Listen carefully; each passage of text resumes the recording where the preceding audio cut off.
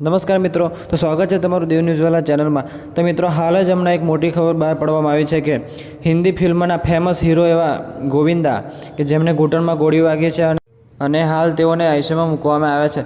તો મિત્રો, આ ઘટના કઈ રીતે બની અને તેમને કઈ રીતે ગોળી વાગી તે જાણવા માટે આ વિડીયો પૂરો જોજો મિત્રો। તો મિત્રો, તેઓ આજે સવારે 5 વાગે કોલકાતા જવાનું હોવાથી પોતાની તૈયારી કરી રહ્યા હતા અને ત્યારે તેઓ પોતાની લાયસન્સવાળી પિસ્તોલ કે જેને સાફ કરી રહ્યા હતા।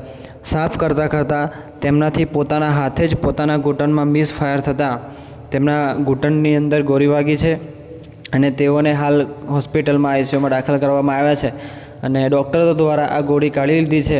તેમની સિચ્યુએશન અત્યારે સારી છે અને મિત્રો, આ ઘટના પોલીસ તપાસ કરી રહી છે કે ખરેખર તેમને પોતાની જાતે જ પોતાના ઉપર મિસફાયર થયું છે કે પછી આ ઘટનાનું કોઈ બીજું કંઈ કારણ હોઈ શકે।